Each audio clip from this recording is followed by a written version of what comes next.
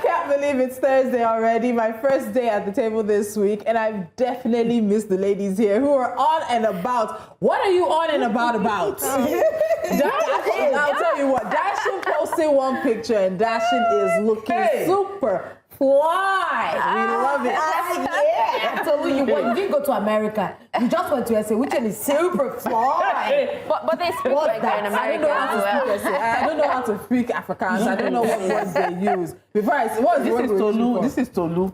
Whether go come all day every day. This is super fly. Do you know that it enters the pigeon? Do you know that it enters the pigeon? Yeah. The pigeon I can't speak. But you know what? Even though it's Thursdays, because we didn't do the show half the week. Yeah. We missed you. Let's not lie. Yeah, we missed but oh, I bet one Thursday. Oh, one Saturday. I'm party. Why are you so happy? To me, I'm party. I like going out. And I have not given you guys African baddie in a while. Man, let's move on. Now, we know it's been a while. It's been a minute, yes, and you've missed us too. But we have to take a pause for the 31st National Economic Summit that ran from Monday through Wednesday in Abuja. And that's wrapped up now. So we're back, refreshed, and ready to bring you the stories that matter. October, as you know, is Breast Cancer Awareness Month. But while pink ribbons and hashtags fill our feeds, the truth is breast cancer doesn't pause when the campaigns end. In Nigeria, breast cancer remains the leading cancer among women, responsible for more than 1 in 4 female cancer cases. According to the World Health Organization, many only discover it at advanced stages when treatment becomes much harder. So today, we shine a light not just on awareness, but on survival through the eyes of a woman who's lived it, fought it, and triumphed. That conversation comes up shortly. But first, the Nigerian Senate has just taken a major step towards tightening penalties for citizens convicted of crimes overseas. Now, on Tuesday, lawmakers at the upper chamber passed for second reading a bill seeking to revoke the international passports of Nigerians convicted of crimes abroad for at least 10 years. The proposed legislation, sponsored by Senator Abubakar Bello of Niger North, aims to amend the Passport Miscellaneous Provisions Act to include a new section that empowers authorities to suspend or withdraw the passports of Nigerians who engage in criminal activities abroad. So if passed into law, the measure would mandate that offenders lose their international passports for 10 years after completing their prison sentences overseas. Supporters of the bill say the move is aimed at restoring Nigeria's global reputation, which has suffered over the years due to the actions of few citizens involved in fraud, trafficking, and other transnational crimes. They also argue that the proposal will not only serve as punishment, but also as deterrent, sending a clear message that criminal conduct abroad carries long-term consequences at home.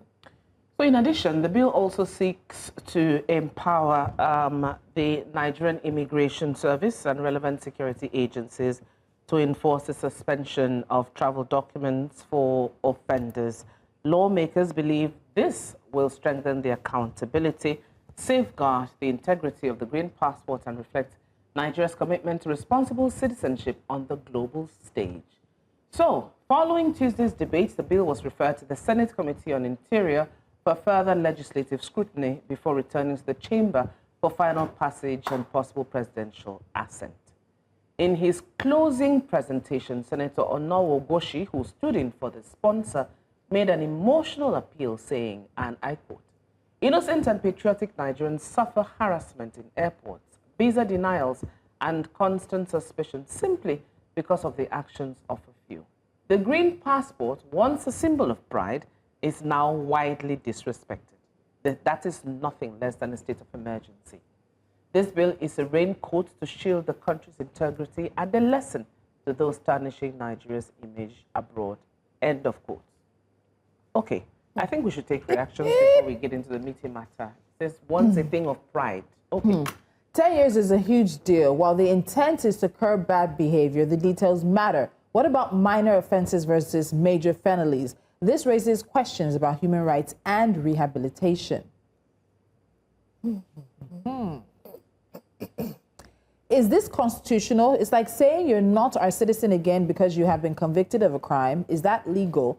That's actually not the case in this situation.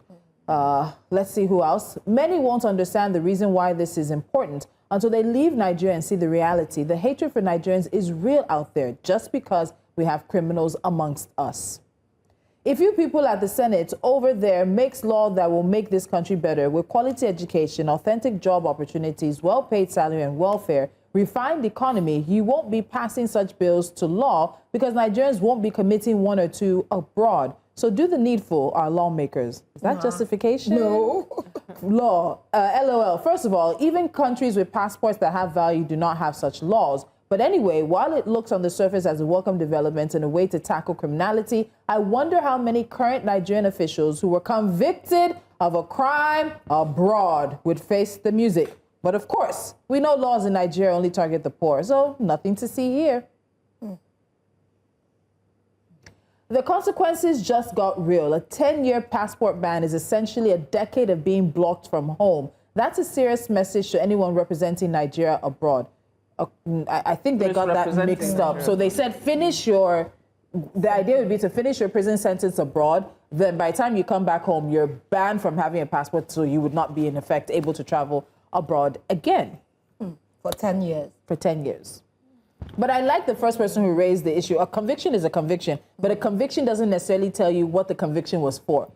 Is it a minor traffic offense? You could still be found guilty and convicted. Or is it murder? Is it rape? Is it assault? And the thing I always find interesting about this is I see our Senate, I say you can walk and chew gum, be hard, and the people who are misrepresenting Nigerians abroad. But what about their misrepresentation of Nigerians? Because they always point to cybercrime, fraud, all these activities. But what about the corruption cases everybody hears about Nigerian politicians? Maybe not always the National Assembly, but it is by Nigerian politicians. What about the laws here? Isn't it a minister who just resigned, who still is saying his resignation is not him saying he did what they said he did, though? But UNN and the NYSC have come out to say that they do not recognize the certificates or whatever you're parading in their name. And certificate forgery, is it not against the law? No, to all those forgeries and things, I think in Nigeria we don't even consider it like a big deal. So that means, was it Toronto? It's Toronto. To all those things, I don't think we consider it. I'm like, okay, I don't think it's a thing that can be done. Yeah. But how do we begin to, in Nigeria, one of the things we suffer from is ambiguities. Yeah. By the time they said you are banned, it becomes omnibus. Whether they just held you for a traffic offense and it's just on your record, it might be a reason why they will not allow you to, they need to make clear clarifications. Yeah. They don't, I know sometimes they're just very happy to make something they consider novel. But there are still so many other things. How about banning politicians who have like ongoing cases in court from having the ability to travel abroad until whatever case you are answering to is concluded? How about that? How about any time that your character becomes in question? They say you cannot travel out of the country. But some of these things, they'll tell you that in question is not conviction, that you're punishing them for something that they have not been found guilty of. Investigation. There are some investigations that are being done, and they'll tell you can't travel for that time. But in Nigeria, you go still see person where they see I'm at the airport about to japa, and the person will successfully do that. I think what was interesting for me was when he said, our passport wants a document of pride or wants something of pride. It's never been a thing of pride. Yes, no. The green passport had been a thing of pride at one point. Let's be honest. At which point is that? Like decades ago? No, but it was once upon a time. Once upon a time. Where? In Abushi village, where the green passport. In Africa, that's fine. In Africa, but first of all, there's the ECOWAS, that blue passport that ECOWAS countries have that's separate from your country's passport. So when you say our passport was a thing of pride before, it wasn't really a thing of pride. Nigerians have the pride in themselves as Nigerians. Anywhere Nigerians go out of the country, we have that pride, innate pride of being Nigerians, but that has nothing to do with our passports. Having said that, 10 years because you want to distance yourself. This perception of Nigerians being perceived badly in the international light or outside the country it's been there since. So it has nothing to do with whether people, one bad apple spoils the whole bunch. It has nothing to do with that. There are more endemic issues. So for me, this is just on the surface. Well, I actually feel it's a good idea, thumbs up. But then I think they need to look within themselves first. They need to... That can't happen. No, but they need to start with themselves, make examples with themselves. She wants them to look at the man in the mirror. No, I'm serious. Exactly. Do you understand? And then, because how many of our politicians today would you say don't have convictions if you look at it? They don't. A lot of them don't, but they may have open cases. The same people sitting down on this bill are having open cases and open investigations with some of them. Exactly. EFCC, ICPC. Those are the ones I was saying that if you are a subject of an ongoing investigation, whether you are in court or not, they should give you shouldn't have the ability to travel out. No, you said something. In fact, how about stepping down first? Stepping down from your role first. And the then beauty about the law is the ability to interpret it. Lolo says it all the time. Any law is bendable. So if you come up with something like this, our politicians or people in power will find a way to circumvent it. Why? Because there will always be loopholes that you can sniff through. And once you can get a hold of those loopholes and amplify the loopholes, then you have a case. And then you tie the hands of the law. So there's nothing really you even can this do. Indefinite injunction. We know that it's not going to apply to everybody. It will become selective. That means it's how many times do they do this thing that brother they will make your conviction sealed? Plenty. Yeah. So it depends on the case. Usually when you're underage. When you get to Nigeria, all you have to do is know the right people and seal it. It becomes so they don't have access to it. So a country can determine. So they're not taking citizenship. I think that was something that somebody said. They're just not allowing you. They're just not allowing you to have a passport that a book that indicates you're a citizen of this country and travel abroad. And I want to make the point that a country can decide what the requirements for passports are, though that is the country's decision. But in a situation like the ones that we find ourselves in Nigeria, where the people at the highest helm of affairs, who should be the greatest examples, end up being the examples of the worst kind of character and behavior, it often feels very hypocritical when we hear stories like this of them. And that's just it. I think it's just the hypocrisy of it at the end of the day. Because but do you know COVID funds? Was a National Assembly member was not involved? Was there not a local politics? Was it Ogun State or Osun State? Was a royal father, be traditional ruler, not involved? Was a traditional ruler not just recently being convicted? Senior special assistant to one governor, was he not implicated in stealing money? Do you know that this passport ban is totally unnecessary?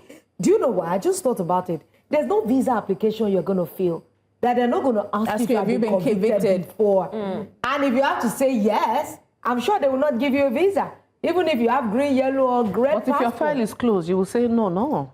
Well, it depends if you are on that level. What if your file is lost? In Nigeria, your file can be lost, eaten by rats. Exactly, and snakes. And all those things can swallow it here. But abroad, they can easily type your name into the system, and if you have a conviction, it's just going to scream at them. Even if some of the convictions have been closed, they will still see the ones and the things that they redacted inside, they will see. How many people are they redacting? Lolo.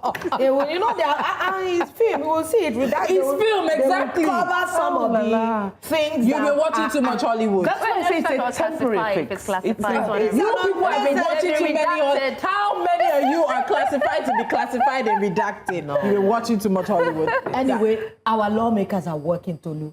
They need to justify the fact that they are in Abuja. And some of these laws that they are bringing out, they are laudable, they are new. How many countries have thought of this? I know what we will do one day on Jasiri, but I'll tell you guys after all of this. Anyway, after the break, we'll talk about the power of early detection and healing. Our guest, Temitope Okembe, has lived through one of life's toughest battles, breast cancer, and emerged with a story that reminds us that what true strength looks like. We'll hear about her journey right after the break, so stay with us.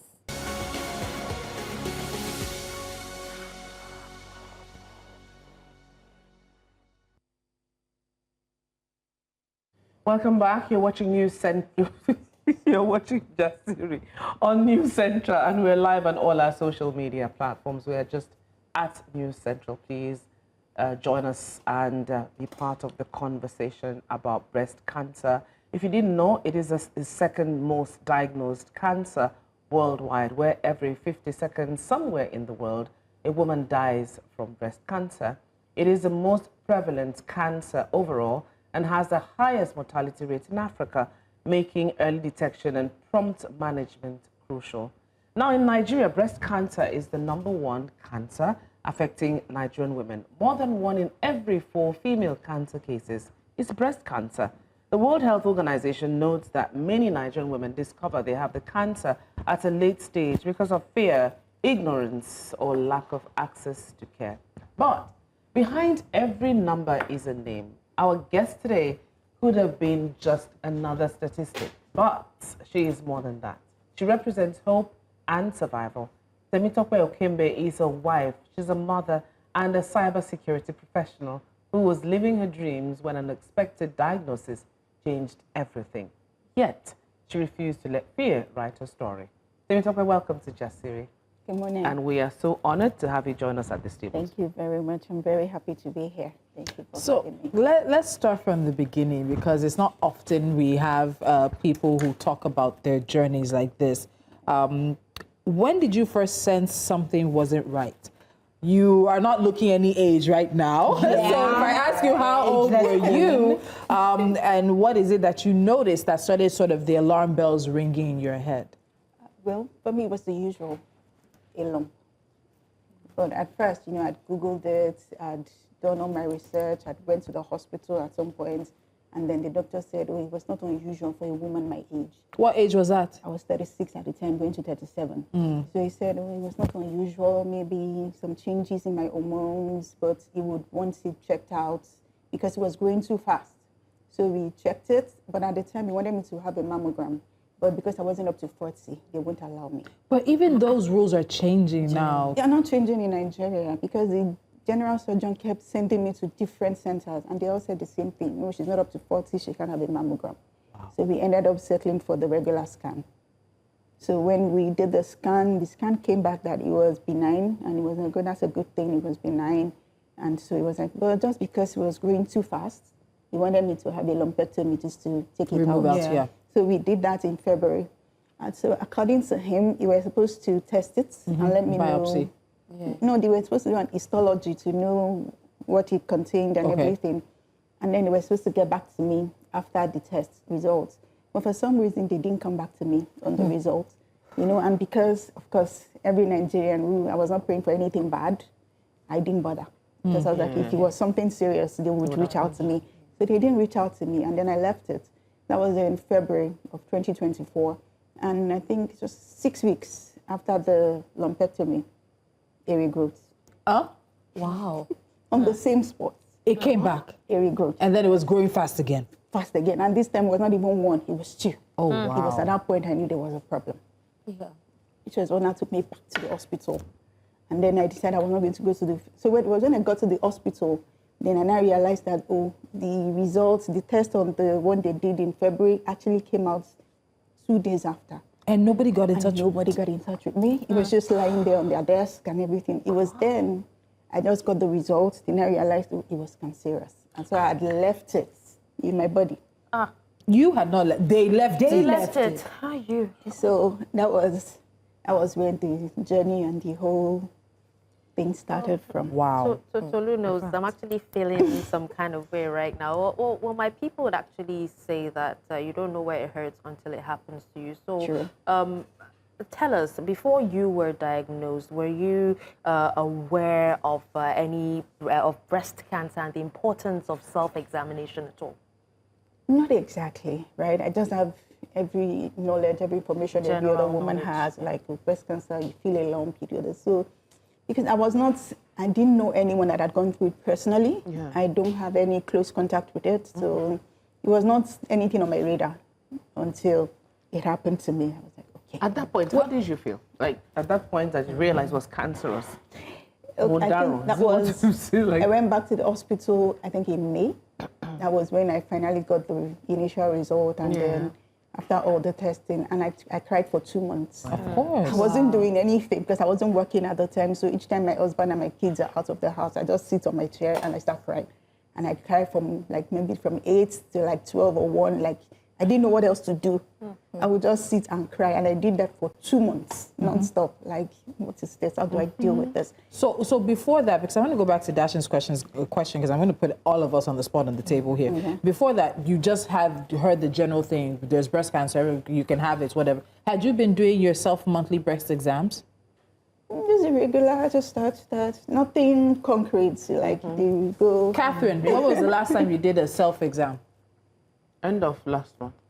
Dashin? We'll say 2 months back.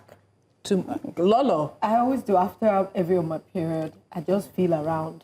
I'm very happy. Yeah. Because you know, we hear about it, but I don't think enough Anybody women takes it serious. actively think about doing it constantly It's after easy your to period. forget. It's very Yeah. easy to forget. Yeah. And because our breasts happen to be part of our body, we think even if I'll feel something, I'll know. Exactly. That's I don't the have to word, wait for a like- certain amount of time or end of my period to be checking it. I'll just feel, maybe when I'm wearing my bra, I'm taking my clothes off, I'll know something is wrong. But it doesn't happen like that. It doesn't. That's the irony of it. It doesn't. Even when I had the initial lump, it was just there. I know something was there, but it wasn't visible until my sister pointed it out one day during a FaceTime call, like, your breast is unusually full.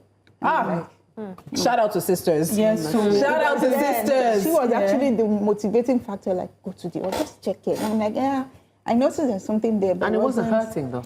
It wasn't hurting because when I first Googled it, you know, the initial thing was, is it moving? If it's moving, okay, it's not cancerous. If it's not painful, it's not cancerous. So I did all of that. It was moving and it wasn't painful. So in my head, I was like, it's not cancerous. So when I went to the hospital and the doctor said, yeah, it's benign, so I was like, okay. So I was just relaxed until the regrowth. That was when I knew, okay, there's a problem. There is a problem. I am at loss because I would have asked some questions but you've answered some of those questions. So how did you feel? You know, because there are two things that stood out for me. You did go to a hospital and you did a test and they didn't come back to you. Right. And for me, that's negligence. So how did you deal with that, the knowledge of that? Because for me, I would be like, it's like, I would feel attacked. I would feel as if this is like a conspiracy against me. Because when a test is done, you should come back with an answer. Either you send an email or you call the patient and you send the question and you send the result back. So is it the same hospital you eventually went for your treatment and everything? How did you deal with that knowledge? You know, when I went back and I realized... Was it a the general result hospital? It wasn't. It was a hospital? private hospital. You know, at first I was hungry. Of course, I was hungry. And so because of that, I was like, if they could be this negligence the first time, how am I sure this wasn't my result? What if it was someone else's result, that they just got it mixed up, you know? So I told my husband I was going to seek a second, third, and fourth opinion. And I did that.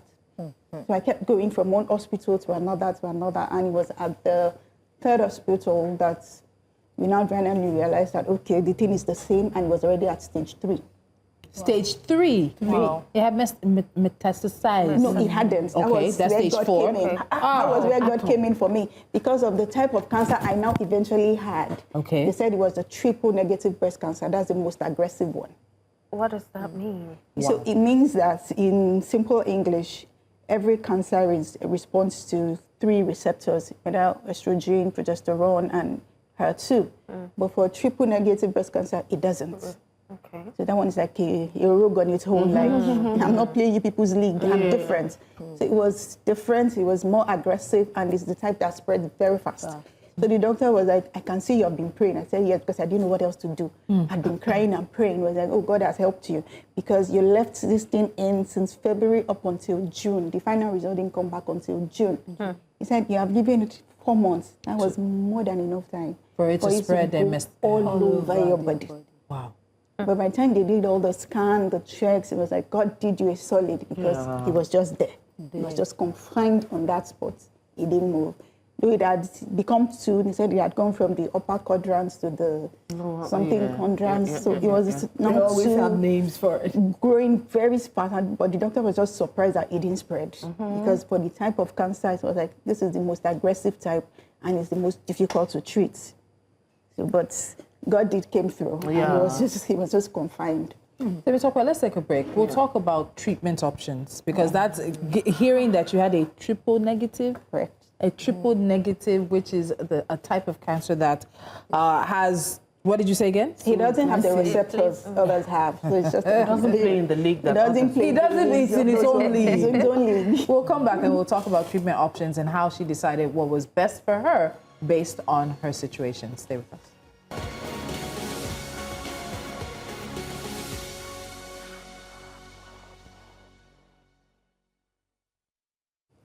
Now, the World Health Organization says treatment is based on the person, the type of cancer, and its spread, and that treatment can combine surgery, radiation therapy, and medications. Today, in honor of October being Breast Cancer Awareness Month, we're speaking to a breast cancer survivor, a warrior, as it would be. Now, the treatment journey can also be brutal, physically, mentally, and financially. So, Temitope, let's talk about that. I'm still stuck on the fact that, one, the first results came out 2 days later. Nobody contacted you, and you had a very rare, aggressive form of cancer that in the time it took the cancer to regrow could have actually spread through your body and killed you. Yeah, sure. I just needed to put that back out there. I'm still stuck on a hospital being so negligent And it's a private in their communication with you that was how they left you. But we thank God, as we say as Nigerians, for your life. So in terms of the treatment options, the protocol, the decisions that were made specific to you, and we will insist again, this is treatment that was specific to Temitope's situation. Anyone who fears that they may have cancer, they need to have treatment, must seek medical attention. What was your own experience like? Mine was full, it was layered. Again, due to the type of cancer that it was, it only responds to chemo, surgery, and radiation. Together, all three of them, or a mix, or all three of them. Wow. You can't skip one. You can't do this and say you're leaving this out. You have to do in that order, successive order. You cannot even afford to waste time. And I say that because I was supposed to have 6 cycles of chemo. It started in July. So I had the first one, the second one, it was really successful. I mean, the tumors had shrunk. The third chemo, I remember discussing with my oncologist if it's really was necessary to go through have 6. the mastectomy because the thing had really shrunk. And then the man said, oh, that's TNBC for you, you know. It deceives you like, oh, I'm responding to treatment, I'm leaving you alone, but just give it time. And lo and behold, after the 4th chemo, came back, a regrowth. No, and the doctor said, with chemo? Even 4 rounds of chemo? After my 4th chemo. I remember after the 4th one, I got home and I was telling my husband, I think a week after I'd survived the chemo sickness and I'd come back alive. And I was like, something is off. I feel like this thing didn't work. And lo and behold, 2 days after, I checked my breast, the lump had come back. How does it come back? Whether not just, I don't understand. So you've done chemo, you did radiation, and No, it was chemo first. You have to Okay. finish your chemo because after chemo you fall sick for days. yes. You have to So you did recuperate. the 6 rounds. So I did the 6 rounds. It was on the 4th chemo that the regrowth started regrowing. It's like it was the chemo that gave it energy. Like, okay, yeah, I will leave you for some time. He left me and then he came back. Because at that point, I was already considering maybe I don't have to do mastectomy since the thing is shrinking. And the doctor said, you just wait and see. So did you end up doing radiation? I had to. And then you still did surgery? I had to. I just wanted to... I had to. So I did. So he said, so when the thing came back after the 4th chemo, I had the rig, which was like, at this point, you cannot, there's no excuse. Even me, I was like, okay, fine. So I went for the surgery in October. It would be a year in some days that I had the surgery. And so after that, I had the final chemo in December and then radiation in January. So, And you've been cancer-free since then. You know, Thank God. I like listening to survivor story, just like Tolu says, everything is particular to a person. Sure. You know, it's so easy to talk chemo, radiation, surgery, like we're just walking in the park and holding hands. I know that beyond the diagnosis, the treatment, it takes an emotional toll on you. And the fact that, let's say you're a woman of faith and you had a circle, a kind of your own therapy. Right. How was it for you emotionally as a person? Because one of the first things I hear is that denial thing. It can't be me. It's not my Then portion. after you deny, then we get into this African contest of who did I offend? why me? Sure. You know, Sure. we go through all The that. stages of grief. Yes. Yeah. Then we start to like alienate our families. Like, oh, You can't understand. I can't understand why he's not this person, or what was your own, because we like to dig deep on Jasiri so that people that are going through something, they will know that it's common to every human to go through the emotions. Because some will tell you, if you are a Christian, you should be rock solid. Nothing should affect you. But it doesn't work that way. Exactly. It doesn't work that way. It was the fact that I was a Christian was what even pained me the most. You know, when you have prayed and you think that you have just prayed this thing away. I remember in February when I first saw the lump, I had prayed. So when we did the first lumpectomy and they didn't come back to me, in my head, that was my answered prayer. Oh, there's nothing. That's why they didn't come back. So in my mind, I was okay. So when the diagnosis finally came back in May, like I said, I cried for 2 months. You know, I would cry, and then I remember when after I had finished crying, I had to call my pastor myself that I'm just reporting myself, that this is what I've been doing. And the man said, no, it's okay. Take your time. Cry if you have to cry. To grieve it, it's painful. I won't tell you to. And he was like, our faith does not deny these things. Our faith is in knowing that we have a God, that even despite this thing, despite the pain, despite the grief, the fire, we have a God that is walking it with us. So for me, it was emotional, it was painful. Because at some point I was like, how do I even survive this thing? How do I fight something I don't even really understand? Because then you want to kill yourself, you now go on Google to look for TNBC. She said you want to kill yourself. Google diagnosis, Google doctor. We're all Google doctors. I look for TNBC survivors. Very little. Because it's that aggressive. They're like, no matter how you fight it, it keeps coming back until it kills the person. Wow. So I'm like, so how do I do this? And my last child was 5. I'm like, I will not even see her grow. I won't see her marry. I won't see her do things. I won't see her graduate. She wants to be a doctor, so I won't see her do all those things. You know, all of that, it was emotional, it was painful. And then during the treatment, like she said, I'd make it sound so simple, but it wasn't. I remember my first chemo, nobody warned me. After I left the hospital, I was okay, I was bubbling. I got home, my sisters, everybody was like, I'm fine. You slept, you woke up. That was when it hit you. You know, I slept, it was on a Saturday, Sunday midnight. I woke up. It was like I couldn't leave my body. I was just there on the bed. I could not lift my hands. I could not lift my legs. You know, it's like when they're losing all the bolts in your body and nothing seems to work. I was just there. And then I was crying. So my husband felt my body was like, oh my God, your temperature could boil water. And that was the beginning. You know, it went from, I was bedridden for 4 days. I just couldn't do anything. So at that point, I was not calling the doctor and I said, yes, you know, the effect of chemo. They can never adequately protect, prepare you. Yeah. You know, for 4 days, I couldn't leave my bed. I can't drink water. And then you're expected to do 6 times. Bless you. You know, the vomiting. Pregnancy vomiting is it's a baby. Yeah. You know, you vomit and vomit and vomit and vomit. I couldn't eat. I couldn't do anything. At some point, it was even my husband, my sister that were helping me I couldn't even go to the bathroom. They had to help me do everything. And interestingly, 4 days after, just get up. I said nothing happened. You just come back to life and then you continue, but you're still weak, you're still... Then just, I think 3 weeks after, when I was waiting for my second chemo, I had natural hair, it was in cornrows and everything. And I was looking in the mirror, I saw the thing was lifting from the roots. So I'm like, whoa, what's going on? What's going on? Yeah, I know. Like, it was practically lifting from the roots. So that day I was trying to loosen the hair as I was putting the comb. It was just coming out. And then at some point, I just picked at it from the roots. You know when you're opening Velcro? Yeah. And that's how my hair left my head, like that.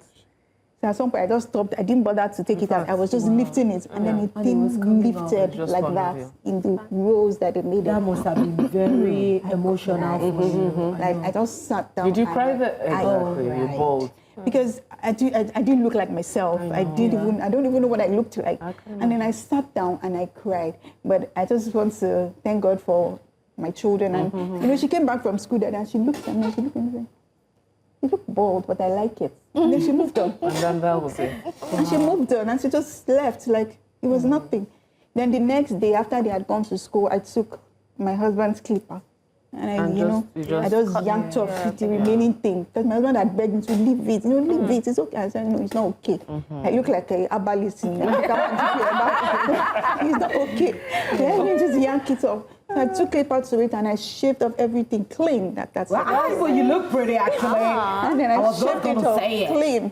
Wow. And then my sister said, "Me was like, you're in your baldy era." I think sometimes it's about taking control. You weren't waiting for it to take the rest of the hair. And I like the fact you wanted that to take control of how, I was not going to let anything weigh me down that way because I noticed that once you give into that fear, that's it. So I'd said to myself that no. I have cancer. Cancer does not have me. Cancer is doing its own. I'm doing my own. So I'm just going to treat it like a regular malaria sickness that it is. So I said to myself that, yes, this thing is ravaging, it's doing its own, but I'm going to thrive through this season. And that was what I did. Because I still showed up in church. I mean, by the time I put on my wig, you wouldn't know. How did you have to navigate all of that? As administrator, you still have chores, daily schedules to prepare. You were a wife, you were a mother. I mean, how did you continue with your life? And then at the same time, as I'm hearing you talk, I just want to ask you a personal question, if you don't mind. Please. Like, is there anyone in the family who has cancer? Yes, I was going to ask that, Honestly, I'm not sure, but my mom died, what year are we now? 2025. She died in 2005, 20 years ago. So I remember she had something with her breast, but then they didn't really come clean to us whether it was cancer or not. But so this is one of the reasons I tend to be an advocate for autopsies, because I believe that too many of us are walking around not knowing that we are pre-genetically disposed to so certain things. Actually, sitting here, my sister died from cancer. I'm thinking about her. My dad's younger sister, we believe she had breast cancer. We don't know. She never told us, and she passed away as well. And as you're sitting here, you're describing what you went through. I'm just thinking of my sister, and it's not something any woman or any family should have to go through. And when we don't empower women, we don't empower families to know, okay, we might have a pre-genetic disposition. We leave people to run into things that sometimes they can't handle, and they die from, and it's just. I'm so sorry. It's okay. All right. But just let Tolu gather herself. Okay, yes. Before she gathers herself, I know a few people, close to me who have either died or, have actually gone through this as well. And, we know that surviving cancer takes more than medicine, it takes faith, courage, and sometimes community. And I know for some people, they'd rather go through it in isolation because there's a myth that, the more you talk about it, the more it grows. That's what a lot of people believe. I don't know how true that is. But then what kept you going, through your toughest days, and what role did your support system play? In fact, added to the one, because I think we were added to how you managed to go through your life like that. Because I know that, you had that resilience and that you wanted to fight it. You said, Cancer didn't have you. You had cancer. So how did you manage to do all of that in addition to Dashin's question? Well, this one I didn't do by myself. First of all, I had God. God showed up. And then number two, I think I married one of heaven's finest. My husband was more than the support system. At the time, they had relieved me, my husband, my sisters. And then I had some soul sisters, like you were saying before. You see, so they had immediately, when I was about to commence treatment, it was like they had the overhaul of everything. Who will handle this? Who will do that? Who will do this? So my husband took childcare, running the house, everything. Like, I will do that. But anytime I need help, we need somebody to go to the market, we need someone to do the cooking. My sisters took over that area. So it was more like, we just want you to be well. You just focus on getting well. So I had the best support system. My husband did the bulk of it, and then I had my soul sisters who, they couldn't do much, but they could pray. They're like, we can't do anything, but we can pray, and they really stood in the gap in the place of prayer. Like, when your strength has failed you, like you can't pray, but you know that you have your pastor somewhere. Like, many times I wake up in the morning, I see that my pastor has called me 2 a.m. and I'm trying to return the call. He said, no, nothing. I was just trying to pray for you. So I needed to recall a picture. That's why I was calling, so that your picture can pop up on my phone and all of that. But in all, I think I had the best support system. They really made it easy for me. support system is key then. Very key. Yeah. Very key. And, you know, sometimes I find out that in people's personal journeys, some revelations come to them about health generally. What would you say has changed from the time that you had that challenge and overcome it to now? Because I had a friend who had breast cancer. She had just had a baby, and in fact, she had just had twins when, you know, our own came, and she became like a wellness advocate. What would you say has changed for you? Because everybody usually has like a new purpose. What would you say came to you after your... One of the change is where you're seeing me here today. Given my kind of person and my husband's personality, I would rather go through it instead. Let's clap for I that. mean, in my church to today, I'm a very prominent, I'm a leader in my church. I have things I handle, and then I just like, I just tell anybody, oh, I took sabbatical, like, I just want to. So we went through all of this, and nobody knew anything in church apart from my pastors. Nobody. Because my husband's kind of person that's Very private. that's everything.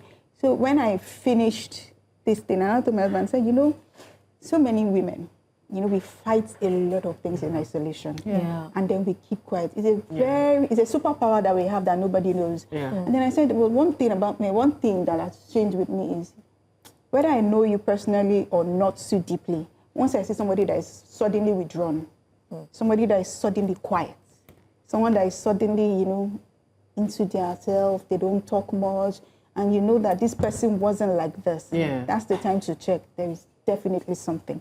There is, because you don't just see somebody just withdraw, like, I don't want to mingle. Once it's somebody that's suddenly quiet, like person's unusually quiet, that's the time to move close, because definitely the person is going through something they don't want people to know. So and at the same time, I was telling myself that, okay, so after I'd done all of this, and that day I said, I'm like, I'm very sure God did not bring me through all of this just to go through it. I'm like, yeah, done and dusted. Yeah. It needs to be outside. I think healing demands a voice. And then it was at that point I felt led to put in a book. And then I put it down. And then when I was about to write, I was like, hey, God, knowing the kind of person my husband is, he will not agree to this thing. And my God, if it's you that is sending me a message, let him agree.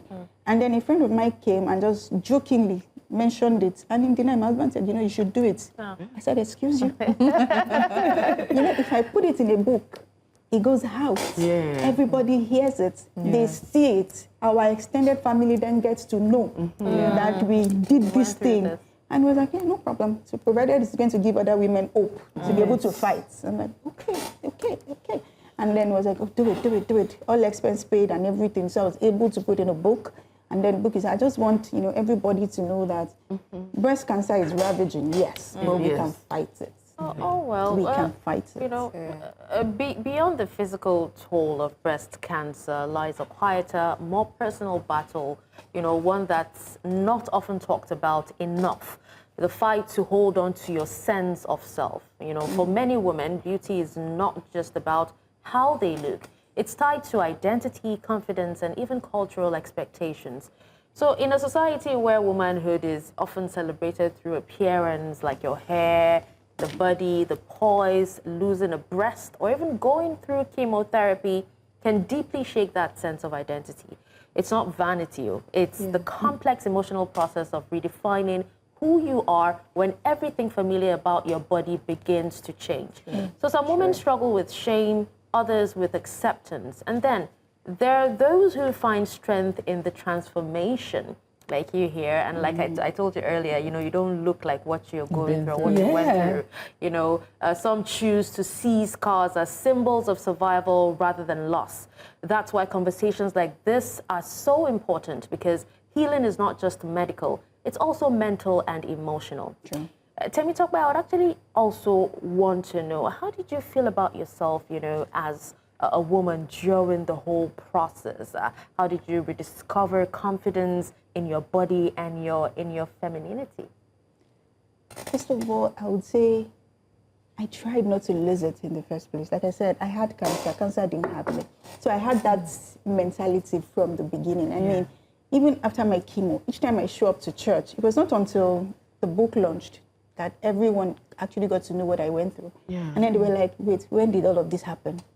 And I'm like, oh, well, last year. And like, but you were coming to church. I'm like, yes. So you were outside. I'm like, yes. You know, there was even a time about this time. One they will say, I fear you. They're like, oh, you're wicked. You went can through kill all of somebody. this, You didn't kept tell. quiet, you didn't tell. I'm like, if I told you, what would you What will you do? You just have to pity me, and I don't want a pity party. And sometimes that becomes a burden on the person who's going because through by the time you're pitying me, and then I begin to see myself as a weak person, and I'm not weak. Like, I don't want to be in that. I don't want to be that person. Yeah. I am me. Everybody that knew me in my church knows that, you know, she dresses well, she comes correct. And I'm like, nothing must change. So the only thing that changed was nobody warned me that chemo was going to make me hard weight. So I started adding unnecessary weights. So I was like, okay, we can make it work. That's why they do 2-piece. You do loose blouse 2-piece, and then you switch. And then the only person that the person who was talking, I'm like, I have two questions. Are you pregnant, or did you do what's that thing we do now? Like BBL. No.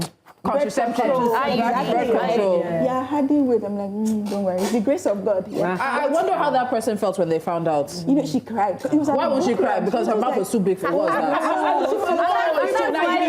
That's why people keep it to themselves. Stop it. Most Nigerians It was actually someone that was close to me. And she was like, Mama, I just, you know, you look different. I'm like, yeah, it's okay. It's one of those things. But so finding out, but the part that got to me was when I was about to have the mastectomy. And then I do my husband say, women have 2 breasts. I will have gone out with 1. Like, I will now have 1. My husband said, first of all, it's not as if you want to wear clothes that will show your breast. It will be covered. Nobody will know. I remember when my hair was falling off and everything, like, how will I go out? I don't have brows. There's nothing there. My husband said, your wallet is too much. Normally, when you had the brows, you will do pencil and drawing. Just continue doing the drawing. Nobody will know. I said, but it will not look natural. I said, okay, there's a solution to everything. You wear a wig that has fringe. It will come to the front. Correct. We need to give you. Even my sister, so they bought me fringe, bangs, and everything. Like, hey, it comes to the front. Then you draw it. Wear sunglasses. Is that down? Yes, this was after my 3rd chemo. Say this is down. This was after my 3rd chemo. You know, so it was like, you wear bangs, you wear fringe, you try it on. So nobody needs to know. So I said, that was actually my motivation. I was like, okay, the person that's supposed to be feeling bad that my wife now has 1 breast is not even seeing it as a problem.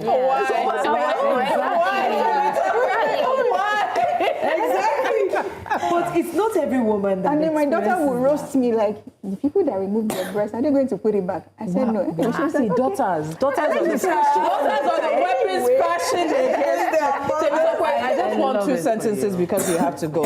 Talk to a woman out there. There's fear, there's ignorance, there's especially the fear of not looking like what what women are expected to look like. But there are women who fight to hold on to their breast even when they need to let it go because of the cancer, because of breast cancer. There are women who are afraid to go and get tested. They have a family member who, you know, never sure exactly how she died, but there's never enough information. Talk to a woman out there. Encourage them. This is October. If we can get as many women to get tested as possible, to get their mammograms, so even just wake up and raise your arm and do your breast self-exam, we've succeeded. Honestly, I think women, we know that we are stronger than we look. And this thing, really, together we can fight it. So it starts with awareness.